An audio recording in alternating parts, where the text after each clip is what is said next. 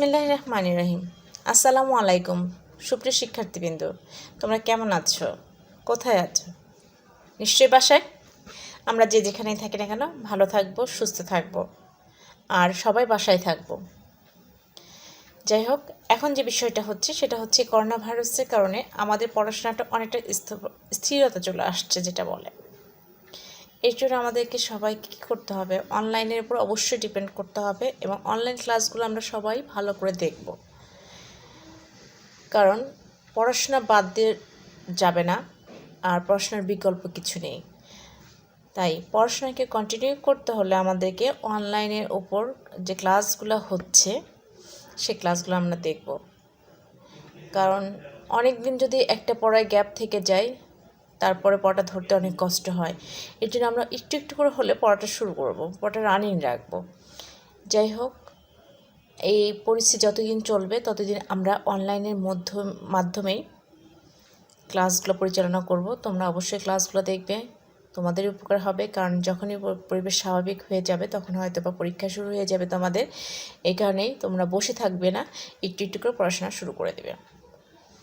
আর যেটা বুঝতে পারবে না সেটা অবশ্যই টিচারদের সঙ্গে আলোচনা করে নেবে। যাই হোক, আমরা এখন চলে যাব অনলাইন ক্লাসে। আর যে বিষয় না বললে আমরা সবার সঙ্গে শেয়ার করব সব কিছুই। অনেক বন্ধুদের আছে যারা এটা বুঝতে পারছে না, তাদেরকে আমরা বুঝিয়ে দেবো, এবং গ্রুপ স্টাডি করব সবাই। ঠিক আছে? কয়েকজন মিলে গ্রুপ স্টাডি করলে দেখা যাবে কে পারছে কে পড়ছে এটা বোঝা যাবে, সেক্ষেত্রে নিজে পড়ার স্পৃহাটা আসবে। ওকে, আমরা ক্লাসে চলে যাই। Let's go. Welcome to my online class.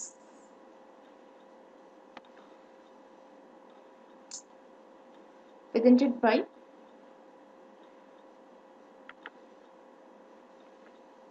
Chemistry Ferdousi Parvin,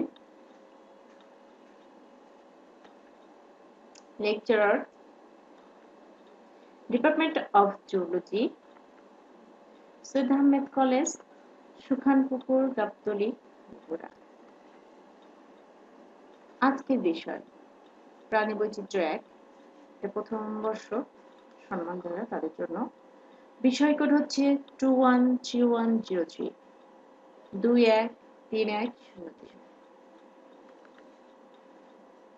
মূল প্রতিপাদ্য বিষয় যেটা আজকের টপিকটা হচ্ছে কি, ইউগ্লেনা পড়াবো।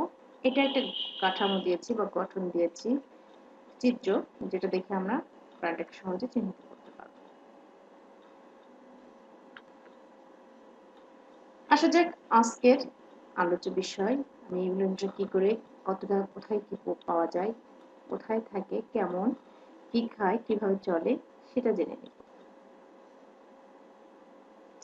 প্রথমে আসা যাক শ্রেণীবিন্যাসগত অবস্থান, যেটা বলে সিস্টেমেটিক পজিশন। দ্বিতীয়টা হচ্ছে স্বভাব ও বসতি, যেটা হ্যাবিট বা হ্যাবিট। 3 নম্বরটা হচ্ছে আঙ্গিক গঠন বা বৈশিষ্ট্য, যেটা মরফোলজিক্যাল স্ট্রাকচার। চলন ও পুষ্টি, মুভমেন্ট, জনন হচ্ছে রিপ্রোডাকশন। আরো আছে যেগুলো আমরা পরবর্তী জানব।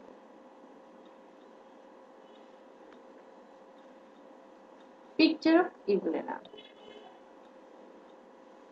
আমি আগে স্ট্রাকচার দিয়েছিলাম, এখন দিয়েছি ছবি। আসলে ইউগ্লেনা দেখতে কেমন হয়? ইউগ্লেনা সবুজ শৈবাল থাকে বিধায় এদেরকে ক্লোরোফিল থাকে, এদের জন্য সবুজ দেখায়। অনেক পানিতে এটা দেখা যায়, যেখানে সবুজ ভাসমান একটা পাতলা আবরণ থাকে, সেটাই কিন্তু ইউগ্লেনা, ওখানে ইউগ্লেনার বসবাস। সিস্টেমেটিক পজিশন যেটা, সেটা হচ্ছে আমরা জেনে নিই প্রথমে। সিস্টেমেটিক পজিশন নিভেন একটি এলস 1980 অনুসারে। কিংডম মানে প্রাণী রাজ্য, যেটা প্রতিষ্ঠা মানে এককোষী।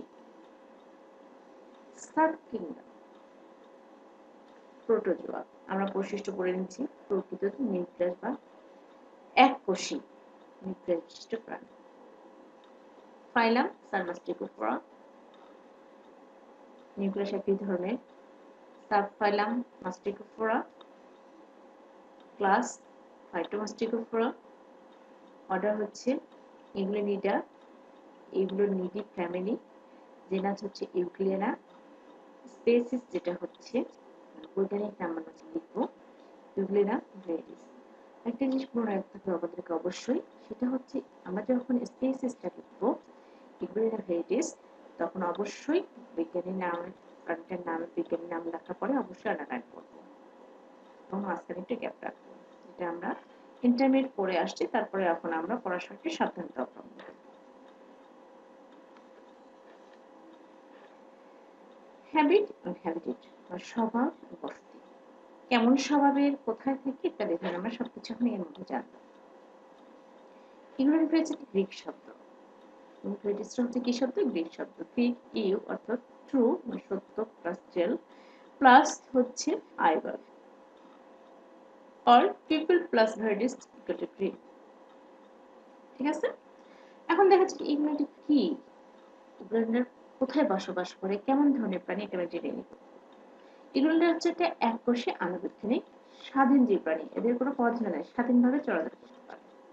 কোথায় পাওয়া যায় দেখে? ডোবা, নালা, বদ্ধ জলাশয় যেমন পুকুর ইত্যাদি জায়গায় দেখে পাওয়া যায়। বিশেষত এদের হচ্ছে ক্লোরোফিল থাকায়, এই ক্লোরোফিল থাকায় এরা একসঙ্গে যখন থাকে তখন এদেরকে কি মনে হয়? সবুজ মনে হয়। এটা আমরা কিন্তু দেখি, দেখো যেখানে হচ্ছে ডোবা থাকে ও পানি একটা আস্তরণ করে দেয়। অনেকের বাসাতে বাড়িতে আছে, যাদের পুকুর আছে, ডোবা অনেক গ্রামের সাইডে বাড়ি, তারা অবশ্যই এটা দেখে থাকবে এবং দেখে। যদি মনে না থাকে এখন একবার দেখে নিতে, দেখে পড়ার জন্য অনেক সুবিধা হবে। এখন আসা যাক মরফোলজিক্যাল স্ট্রাকচার বা বৈশিষ্ট্য, গঠন এবং বৈশিষ্ট্য। এগুলো আমরা কিছুক্ষণ আগে জেনে নিলাম জিনিসটা কোথায় বাস করে। এখন জানবো আমরা দেখতে কেমন, মানে কি কি নিয়ে গঠিত ইত্যাদি জানবো। এগুলো একটা স্বাধীনজীবী, কি বলেছিলাম, আনুবীক্ষণিক এবং এককোষী প্রাণী, তাই না? এরা কি করে? মিঠা পানিতে মানে সমুদ্রে, নোনা পানিতে কিন্তু এদেরকে পাওয়া যাবে না। সমুদ্রের কোনো সবুজ আভাটা পাওয়া যায় না সহজে, কারণ নোনা পানি থাকে। এরা মিঠা পানিতে বাস করে। এদের দেহ লম্বা এবং সরু। দেহটা কিন্তু অনেক লম্বা, আমি একটা চিত্র দেখিয়েছি তোমাদেরকে, সেটা একটু খেয়াল করবা, দেখতে পাবে। দেহের অগ্রপ্রান্ত সামান্য ভোঁতা, পশ্চাৎ প্রান্ত সরু এবং মধ্যভাগে স্থিত। তারপরে আমরা খেয়াল করি একটা জিনিস, আমরা যদি দেখি একটা মানুষকে চিন্তা করি, মানুষের মাথাটা কেমন? একটু মোটা, বডিটা একটু স্ফীত মানে কাচ্চে মোটা, আর পাটা কিন্তু চিকন, তাই না? এরকমই দেখো যে আমরা মানুষের সাথে তুলনা করে দেখি মানুষটা কেমন। আমরা কিন্তু এখানে যেটা বলতেছি, মুখের দিকে একটু ভোঁতা থাকবে, নিচে প্রান্ত সূচালো থাকবে, মধ্যভাগে স্থিত থাকবে। এটা আমরা দেখে নিলাম, অবশ্য বুঝতে পারছি। এরা দৈর্ঘ্যে প্রায় 60 মাইক্রন এবং স্থিত মধ্যভাগ প্রায় 15 মাইক্রন চওড়া। মানে লম্বাটা সে 60 মাইক্রন, কিন্তু ভিতরে চওড়াটা হবে 15 মাইক্রন চওড়া হয়। আচ্ছা, এগুলোতে কি কি নিয়ে গঠিত হতে পারে, এগুলোতে কি কি থাকতে পারে, আমরা সেটা দেখে নিচ্ছি এখন। এগুলো সাধারণত কি পেলিকল, রিজার্ভার, ফ্লাজেলাম, সাইটোপ্লাজম, নিউক্লিয়াস নিয়ে গঠিত। এই কয়েকটা জিনিস নিয়ে ইউগ্লিনটা গঠিত, মানে তৈরি। এটা এই কয়েকটা জিনিস থাকলে সে পারফেক্ট একটা গঠন হয়ে যাবে। এখন আমরা দেখা যাক এর পরবর্তী পর্যায়ে স্ট্রাকচারটা আমরা এখন দেখে নিচ্ছি। আমি কিছুক্ষণ আগে বলেছিলাম উপরের অংশ হচ্ছে ভোঁতা, এই যে উপরের অংশ দেখছি একটু ভোঁতা, নিচেটা দেখো অনেকটা চিকন, আর মধ্যভাগটা অনেকটা মোটা, তাই না? তাহলে আমরা দেখে নিচ্ছি এখানে কি কি আছে। ফ্লাজেলাম, এই লম্বা যেটা সেটা হচ্ছে ফ্লাজেলাম। আর থাকছে হচ্ছে কি নিউক্লিয়াস, থাকছে store carbohydrate, endoplasmic reticulum, Golgi body, সবকিছু এর মধ্যে আছে। আমরা এখন এটা দেখে পরবর্তী ক্লাসে পরবর্তী পেজে যেটা সেটাতে চলে যাব। স্ট্রাকচারটা আমরা দেখে নিলাম। অবশ্যই পড়ার সময় ছবিটা দেখে সবসময় পড়তে বসবে, তাহলে পড়া অনেক অনেক সহজ হয়ে যাবে। আমি দেখলাম যে পেলিকল, আবার তোমাদের ব্যাক সাইডে নিয়ে যাচ্ছি। এখানে পেলিকল বলতে যেটাকে বুঝিয়েছি, প্রথম যে চিত্রটা ছিল সেখানে আমি ইন্ডিকেট করছি, কারণ সেটা হচ্ছে যদি আমরা এরকম একটা প্রশ্ন এসে থাকে যে চিহ্নিত চিত্র অঙ্কন করো, সেক্ষেত্রে প্রথম যে চিত্রটা দিয়েছি সেটাই পেলিকল হচ্ছে এই জায়গাটা, এই যে এটা পাশে যে দাগ, এটি হচ্ছে পেলিকল। দেখো ইউগ্রেনাস সমগ্র দেহ পেলিকল নামক ক্ষুদ্র নমনীয় এবং কঠিন কৃত্তিকময় আবরণে আবৃত। পাশে যে চিকন চিকন ডট থাকবে সেটাই হচ্ছে পেলিকুলার নিচে প্লাজমা মেমব্রেন থেকে পাতলা একটা পর্দা থাকে। পেলিকল কিসের অংশ? জীবিত কোষের অংশ। এটা কি? পাতলা শক্ত স্থিতিস্থাপক কুণ্ডলাকার সাজানো ছোট ছোট খন্ডক এবং স্ট্রিপ নিয়ে গঠিত। এই স্ট্রিপগুলো পেলিকুলার উভয় পাশে থাকে, যুক্ত থাকে, মানে একটা একটার সঙ্গে যুক্ত থাকে। আসলে প্রথম যে চিত্রটা দেখিয়েছি সেখানে একটা দেখো দাগ থাকবে, সেই একটা দাগ আরেকটার সঙ্গে সংযুক্ত, সেটাই হচ্ছে রেজ বা স্ট্রিপ। প্রতিটি স্ট্রিপের এক প্রান্ত খাঁজ ও অন্য প্রান্তে উচ্চ আলবার রিজ থাকে। রিজগুলো এমনভাবে আটকানো থাকে যে অন্য খাঁজের সময়ের মধ্যে ঢুকানো থাকে। এটা আসলে জটিল মানে অণুবীক্ষণ যন্ত্রে দেখা যাবে না, তাই উল্লেখ করে রেখেছি যে উল্লেখ্য অণুবীক্ষণ যন্ত্রে জটিল অণুবীক্ষণ যন্ত্রে স্ট্রিপের যুক্ত প্রান্ত লম্বা দাগের মতো দেখায়। এদেরকে আমরা একটা নাম দিয়েছি মায়োনিন বলে। আসলে এটা হচ্ছে আমরা যে বোর্ডে আঁকে দিতে পারতাম তাহলে আমাদের জন্য সুবিধা হতো। পেলিকুলের কাজ কি? পেলিকুলের কাজ হচ্ছে দেহটাকে মজবুত আবরণ এবং দেহের আকৃতি দান করে। কি করে? দেহকে মজবুত করে রাখে এবং এটা আকৃতিকে স্থির রাখে। স্থিতিস্থাপক হয়, নমুনা একে সামান্য বাঁকাতে পারে। এবার আসে যে রিজার্ভার, যেটা এখন না দেখালেই না, সেটা হচ্ছে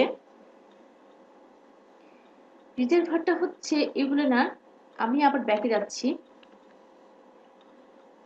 এই যে ফাঁকা অংশ, এই যে এটাই হচ্ছে রিজার্ভার। ঠিক আছে? এটা কি? রিজার্ভার। এগুলো দেহের ভোতা অংশের অগ্রভাগে একটি স্থায়ী পেয়ালার মতো গহ্বর থাকে। ঠিক বোঝাতে পারলাম? এটা হচ্ছে রিজার্ভার। রিজার্ভার থেকে একটি সরু নালী অংশ বের হয়েছে, একে সাইটোফ্যারিংস বলে।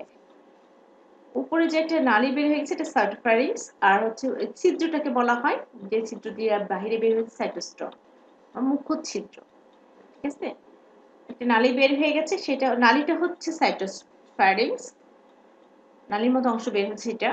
আর যে জায়গাটা ছোট ছিদ্রটা সেটা হচ্ছে মুখছিদ্র বের হচ্ছে, সেটা হচ্ছে সাইটোস্টম। তারপর আসা যাক ফ্লাজেলাম। ফ্লাজেলাম সবচেয়ে সহজ এবং ইম্পর্টেন্ট একটা বিষয়, ইউগ্রেনাস ফ্লাজেলাম। ফ্লাজেলামটা হচ্ছে ইলেকট্রন অণুবীক্ষণ যন্ত্রে দেখে যেটা বোঝা গেছে সেটা হচ্ছে দুইটা সংখ্যা আছে এখানে ফ্লাজেল এগুলাতে। এগুলোতে ফ্লাজেলের সংখ্যা দুইটি। একটা হচ্ছে লম্বা চাবুকের মতো, এটি রিজার্ভার থেকে সাইটোস্টমের ভিতর দিয়ে বাইরে বের চলে আসে। উপরে যে একটা না লম্বা দড়ির মতো, ওইটা হচ্ছে ফ্লাজেলাম। দ্বিতীয় ফ্লাজেলটি খাটো, এটি রিজার্ভারের মধ্যে থাকে, মানে দুইটা অংশ থাকবে দেখবা ওখানে। তারপর সেক্ষেত্রে আমি আবার ব্যাকে যাচ্ছি তোমাদের দেখানোর জন্য। এই যে একটা দুইটা, বড়টা বের হয়ে গেছে, ছোটটা ভিতরে থেকে গেছে, এটাই হচ্ছে কি? ফ্লাজেলাম।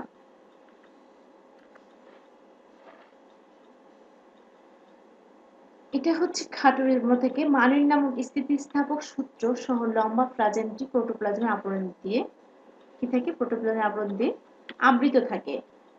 রিজার্ভার তলদেশে ব্লেফারোপ্লাস্ট নামক ক্ষুদ্র দানার মতো অংশ থাকে। দেখো ছোট ছোট পাশে ক্ষুদ্র ক্ষুদ্র দানা আছে, সেটা হচ্ছে অংশ থাকে ফ্লাজেল, সেটা থেকেই ফ্লাজেলের উৎপত্তি হয়। ফ্লাজেলের মূল অংশ মাঝে দুইটির মাঝে ফ্লাজেলের মূল অংশ দুটির মাঝে অথবা যে কোনো একটি মূলের অংশে স্ফীত হয়ে দেখা যায়।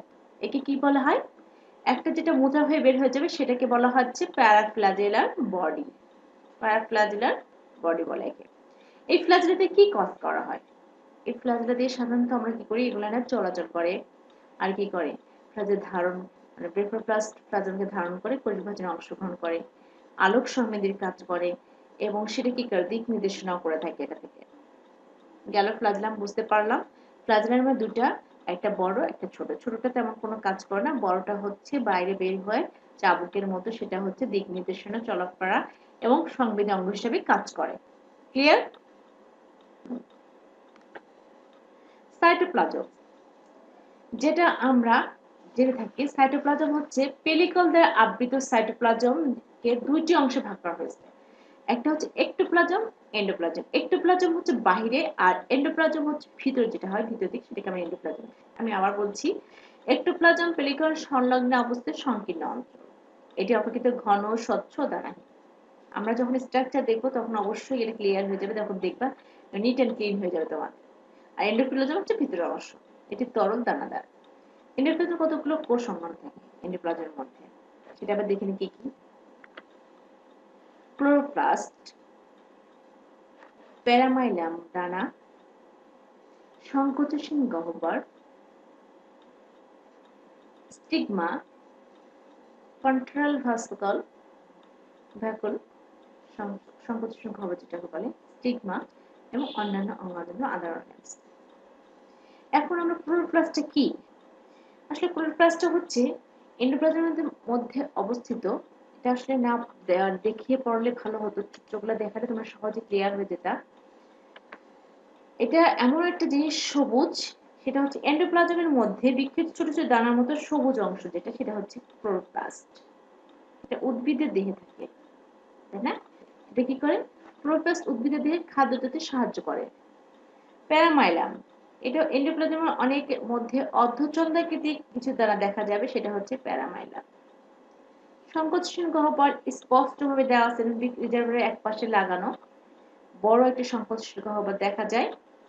গহ্বরটি আনুষঙ্গিক অনেক সংকোচনশীল গহ্বর সাজানো থাকে, অতিরিক্ত পানি বের করে দেয়, আর হচ্ছে পানিতে দেহের যে পানির সমতা থাকে সেটা রক্ষা করে। আরেকটা কাজ করে, সেটা হচ্ছে রেচন পদার্থ বের করে দেয়। স্টিগমাটা কি? স্টিগমা হচ্ছে রিজার্ভের নিকটে সংকোচনশীল গহ্বরের অপোজিট, যেটা হচ্ছে কি বলে, এটা কি বলবো তোমাদেরকে, সংকোচনশীল গহ্বর যেখানে থাকবে তার অপোজিটে থাকবে হচ্ছে স্টিগমা। এটা হচ্ছে কিসের ছোট ছোট ক্ষুদ্র অংশ নিয়ে লাল থাকবে, এটা যদি রঙিন করে আমি দেখাতে পারতাম তাহলে ভালো হতো চিত্রটা। এটার কাজ হচ্ছে, এটা হচ্ছে একটি সংবেদী অংশ যা হচ্ছে রঞ্জক পদার্থ থাকে। অন্যান্য অঙ্গাণুর মধ্যে আছে যেটা গলজি বডি, মাইটোকন্ড্রিয়া, এন্ডোপ্লাজমিক জালিকা যেটা, রাইবোজোম ইত্যাদি অনেক কোষ অঙ্গাণু এন্ডোপ্লাজমে থাকে। কি থাকে? গলজি বডি, মাইটোকন্ড্রিয়া, এন্ডোপ্লাজমিক এবং আর হচ্ছে রাইবোজোম ইত্যাদি কি কোষ অঙ্গাণু এন্ডোপ্লাজমে পাওয়া যায়। এবার আসা যাক নিউক্লিয়াস, যেটা মেইন একটা বিষয়। নিউক্লিয়াসটা অনেক ইম্পর্টেন্ট একটা বিষয়। দেহের স্ফীত অংশের অগ্রভাগে, দেখো দেহের স্ফীত অংশের পশ্চাৎভাগে অস্পষ্ট গোলাকার নিউক্লিয়াস থাকে। এটি নিউক্লিয় পর্দা, ক্রোমাটিন দানা, ক্রোমোসোম ইত্যাদি নিয়ে গঠিত। যাবতীয় বিপাকের কাজ মানে সব ধরনের বিপাক ক্রিয়া নিয়ন্ত্রণ করে এবং নিউক্লিয়াস কি করে একটা কাজ করে, যেটা উল্লেখযোগ্য কাজ, সেটা হচ্ছে জনন কার্যে অংশগ্রহণ করে। নিউক্লিয়াসটা গোল হয়, আমরা জানি নিউক্লিয়াসের ভিতরে নিউক্লিওপ্লাজম থাকে, হচ্ছে ক্রোমাটিন দানা থাকে, নিউক্লিয় পর্দা থাকে, সবকিছু নিয়ে হচ্ছে নিউক্লিয়াস গঠিত। আমরা নিউক্লিয়াসে স্ট্রাকচারটা পরে একবার দেখিয়ে দিব তোমাদের ক্লাস মানে বইয়ে একটু দেখে নেবে, স্পষ্ট করে দেওয়া আছে। আসলে ফিগারটা সবসময় সামনে থাকাই ভালো। এবার আসা যাক হচ্ছে মুভমেন্ট, চলন, যেটা আমরা যে স্থানান্তর হই সেটা। এটা হচ্ছে ইম্পর্টেন্ট যে বিষয়টা, সেটা এগুলোর চলন হচ্ছে, এগুলোতে দুই ধরনের চলন দেখা যায়। এক হচ্ছে ফ্লাজেলার সাহায্যে চলন, দুই হচ্ছে ইউলার চলন। ফ্লাজেলার চলন যেটা, সেটা হচ্ছে বিভিন্ন বিজ্ঞানী বিভিন্নভাবে মতবাদ দিয়ে থাকেন, তত্ত্ব দিয়েছেন। তবে যেটা ইউলার সাথে বিশেষ আঙ্গিকভাবে সম্পৃক্ত, আমরা সেটাই দিয়েছি। আর এটা জাস্ট আমি শুধু তোমাদেরকে দেখানোর জন্য বলছি, তোমরা একটু ভালো করে ক্লিয়ার করে নেবে। ফ্লাজেলার ইউলার স্থায়ী চলন অঙ্গের কাজ করে। কি করে? ফ্লাজেলার স্থায়ী চলন অঙ্গের কাজ করে। অ্যাক্সোনিম নামক অনুসূত্র পাতলা এক স্তরের সাইটোপ্লাজম দিয়ে একটি লম্বা চাবুকের মতো প্লাজমা গঠন করে। কি হচ্ছে? এটা একটা নামক, এটা কিন্তু তোমাদের শর্ট কোশ্চেন থাকতে পারে। অক্সোনিম নামক অনুসূত্র পাতলা এক স্তরের সাইটোপ্লাজম দিয়ে আবৃত হয়ে একটি লম্বা চাবুকের মতো প্লাজম গঠন করে। বেফারোপ্লাস্ট নামক কি থাকে? দাগচিহ্ন প্লাজমের উৎপত্তি হয়। বেফারোপ্লাস্টের দাগ থেকে এর উৎপত্তি হয়।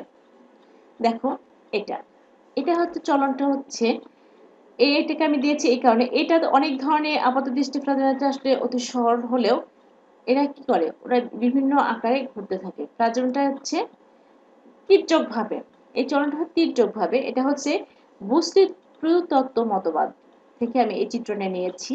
দেখো এই চিত্রটা বস্তুতত্ত্ব মতবাদের সঙ্গে তোমরা মিলিয়ে দেখবে, অবশ্যই ভালো হবে। এটা হচ্ছে কি তির্যক ভাবে, এগুলো সাঁতারের সময় প্লাজমের পেছনে স্টিগমার কাছে তির্যক ভাবে থাকে।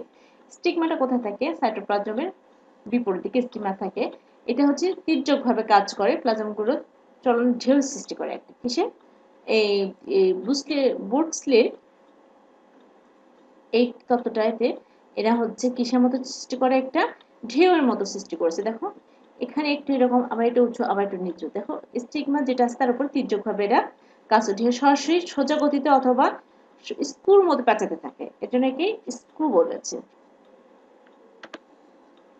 যাক, এবার আমরা চলে যাব ইউগ্ল্যান্ড চলন, যেটা ইউগ্ল্যান্ডের চলন।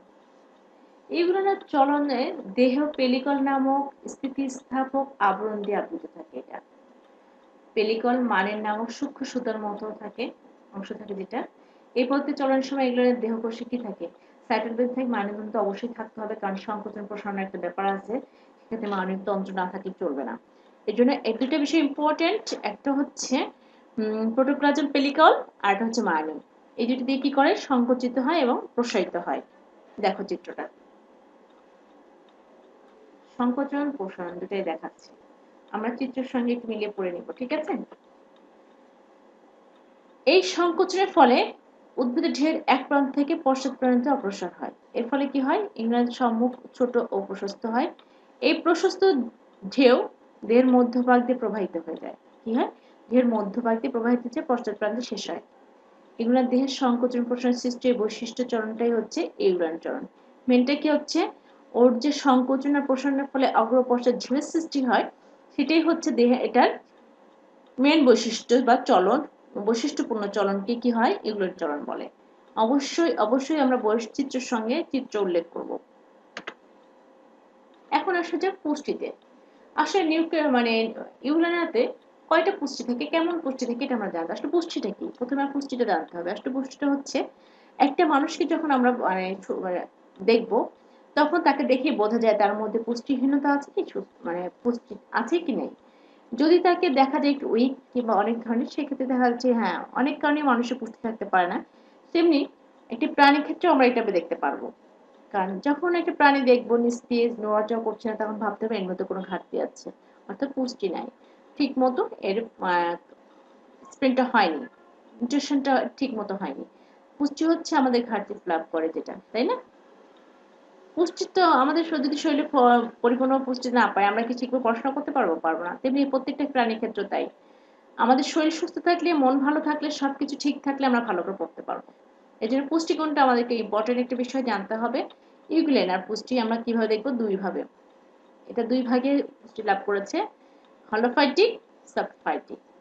এই দুইটি প্রক্রিয়া লাভ করে বলে এদেরকে কি বলা হয়? এই মানে হলোফাইটিক আর সাবফাইটিক দুটো পুষ্টি একসঙ্গে থাকার কারণে এদেরকে মিক্সড ট্রফিক পুষ্টি বলা হয়, দুটো একসঙ্গে থাকার কারণে। তাহলে আমরা ইউগ্ল্যান্ডে কয়টা পুষ্টি দেখতে পেলাম? ইউগ্ল্যান্ডের পুষ্টি হচ্ছে দুই ধরনের, হলোফাইটিক আর সাবফাইটিক।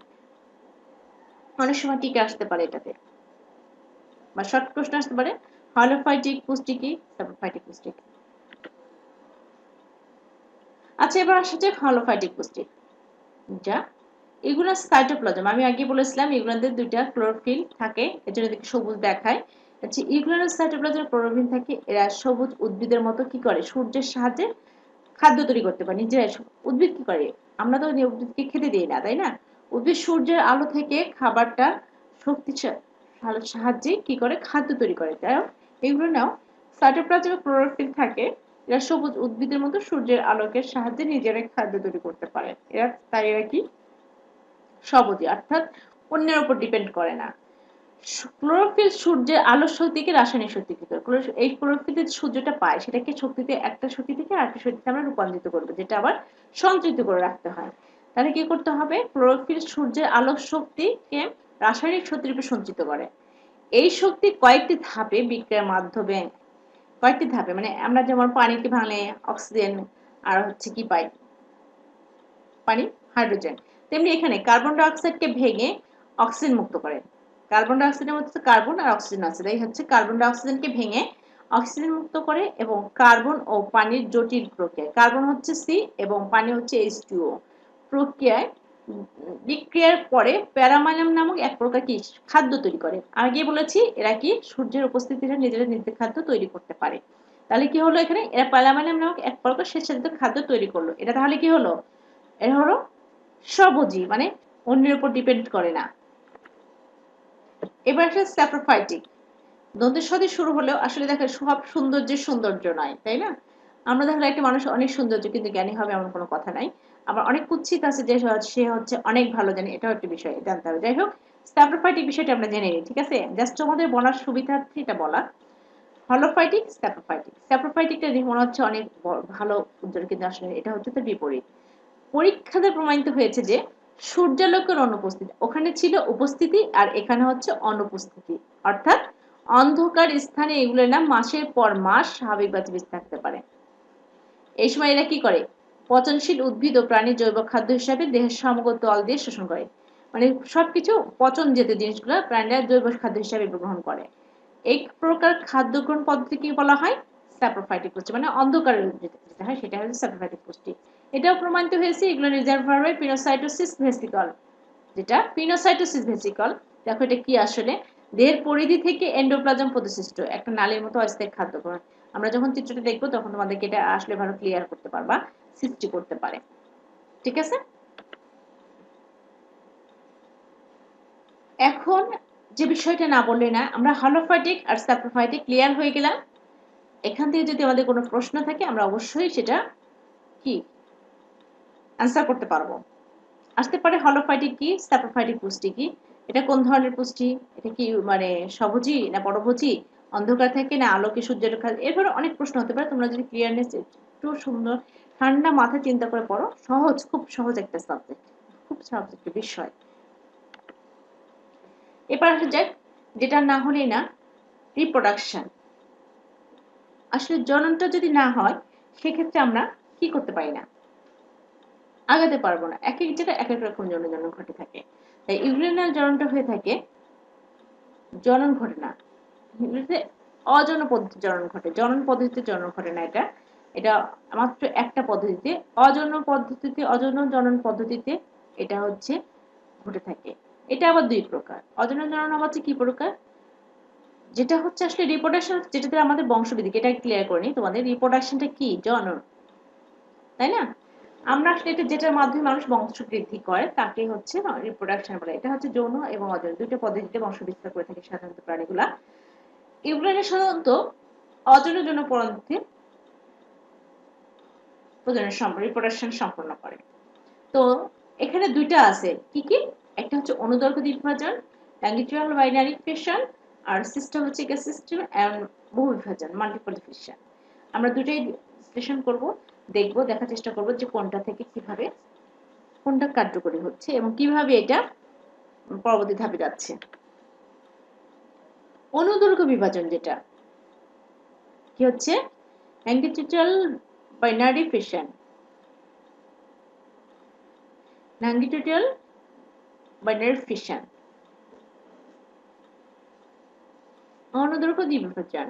অনুকূল পরিবেশে, অর্থাৎ এটা কি অনুকূল পরিবেশে, যে মানে হচ্ছে যেখানে সবকিছু পর্যাপ্ত পরিমাণে আছে, মানে খাদ্য বলো, পানি বলো, তাপমাত্রা বলো, বা আদার্স আর যা দরকার একটা পরিবেশের বংশবিস্তারের জন্য, সেটা যেখানে সব সঠিক মাত্রায় থাকবে সেটাই হচ্ছে এগুলো দ্বিবিভাজন বংশবিস্তার করে। সেখানে অনুদ্রণ কি করে, এগুলো না অনুদৈর্ঘ্য দ্বিবিভাজন হয়ে থাকে, এই পদ্ধতি বংশবৃদ্ধি করে। দ্বিবিভাজনের সময় এগুলো নিশ্চল হয়ে পড়ে এবং ফ্লাজেল গুটিয়ে নেয়। এই সময় কি করে ফ্লাজেলটা ওরা গুটিয়ে নেয়। বিভাজনের শুরুতে রেফারোপ্লাস্ট দুই ভাগে বিভক্ত হয়। আমি চিত্রটা একবার দেখাই দিই তোমাদেরকে।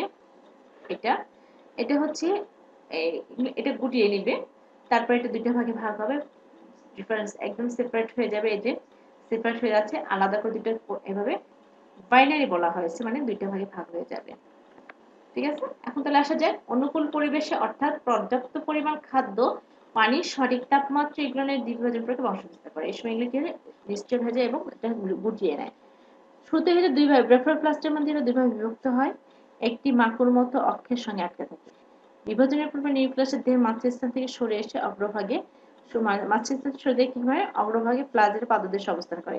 এই দেখো এখানে যেটা হচ্ছে অগ্রভাগ থেকে সরে এসে পাদদেশে এসে অবস্থান করতেছে, তাই না? আমরা দেখতে পেলাম এটা। এখন এটা হচ্ছে কি করবে, পাদদেশে অবস্থান করে, এরপর নিউক্লিয়াসে মাইটোসিস প্রক্রিয়া বিভাজিত হয়ে দুইটি অপত্য নিউক্লিয়াস গঠন করে। কি করছে? দুইটি অপত্য নিউক্লিয়াস গঠন করছে। দেখো আস্তে আস্তে মাঝখানে ভাগ হয়ে যাচ্ছে, সেটা হচ্ছে অপত্য নিউক্লিয়াস সৃষ্টি করতেছে।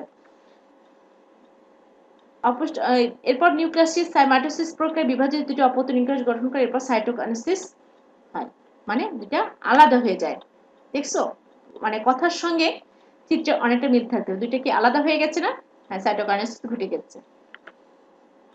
এবার আসা যাক সিস্ট গঠন। এনসিসমেন্ট অফ বহুবিভাজন হচ্ছে মাল্টিপ্লিকেশন। আচ্ছা, আমরা দেখি কি এটা ওরটা ছিল অনুকূল পরিবেশে বিভাজনটা, আর হচ্ছে এটা হচ্ছে বহুবিভাজন হচ্ছে প্রতিকূল পরিবেশ, অর্থাৎ যেখানে খাদ্য, তাপ, সূর্যালোক, অক্সিজেন সবকিছু কি কম বেশি হয়, নাই অভাব হবে নাই বেশি হবে। এই কি হয়, বিপাকের যাবতীয় বিপাকের ক্রিয়া হ্রাস পায়, তখন এগুলো তখন তো স্বাভাবিক কাজ করতে পারে না। প্লাজেলম তখন খসে পড়ে, দেহ গোলাকার রূপ ধারণ, দেহ অনেকটা গোলাকার হয়ে যায়। সাইটোপ্লাজম মিশ্রিত আবরণে দেহ আবৃত করে। কি করে? সাইটোপ্লাজম দিয়ে দেহটাকে আবৃত করে রাখে। প্লাজেলম খসে পড়ে গেছে, দেহটা নিশ্চল হয়ে গেছে, সাইটোপ্লাজম দিয়ে দেহটা আবৃত হয়ে গেছে। তাহলে কি হলো? বিপাকীয় ক্রিয়াটা শেষ হয়ে গেছে, খসে পড়ে গেল, এই হচ্ছে। আর সাইটোপ্লাজম মিশ্রিত আবরণ দিয়ে দেহ আবৃত করলো। আবরণটি হচ্ছে কি সিস্ট, আর হচ্ছে আবরণ দিয়ে আবৃত অবস্থাকে সিস্ট প্রাচীর।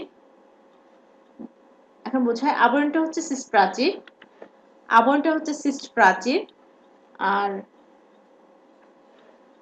আবরণ দিয়ে আবৃত অবস্থাকে সিস্ট, এবং আবরণের মধ্যে আবৃত হওয়া প্রক্রিয়াকে এনসিসমেন্ট বলে। ঠিক আছে, এই প্রক্রিয়া হচ্ছে এনসিসমেন্ট।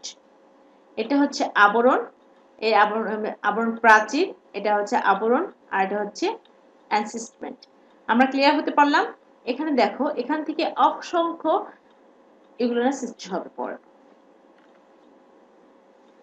অনেক কিছু বলা হলো, এবার তোমরা দেখো চিত্রটা দেখে তোমরা এই আমার মনে হয় চিত্র অবশ্যই, যখন আমরা প্রাণীবিদ্যাতে পড়ছি অবশ্যই আমাদেরকে চিত্রটা ইম্পর্টেন্ট দিতে হবে।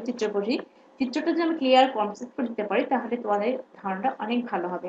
আরেকটা বিষয় যেটা, সেটা এখানে তোমাদের আরেকটা বিষয় হতে প্রশ্ন হতে পারে যে এগুলো একটা উদ্ভিদ না প্রাণী, যেহেতু আমরা কি করলাম এখানে একটা অনুকূল একটা প্রতিকূল পরিবেশ দেখে, তাহলে একটা উদ্ভিদের সঙ্গে সাপোর্ট করবে, একটা হচ্ছে প্রাণীর সঙ্গে সাপোর্ট করবে, তাই না?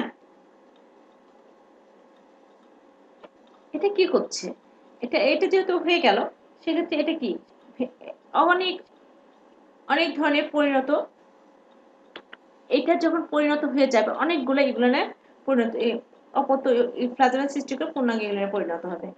এখানে একটা দশা আছে পামেলা দশা, যেটা আমি তোমাদের না বললে না, সেটা ভুলে গেছি। সেটা হচ্ছে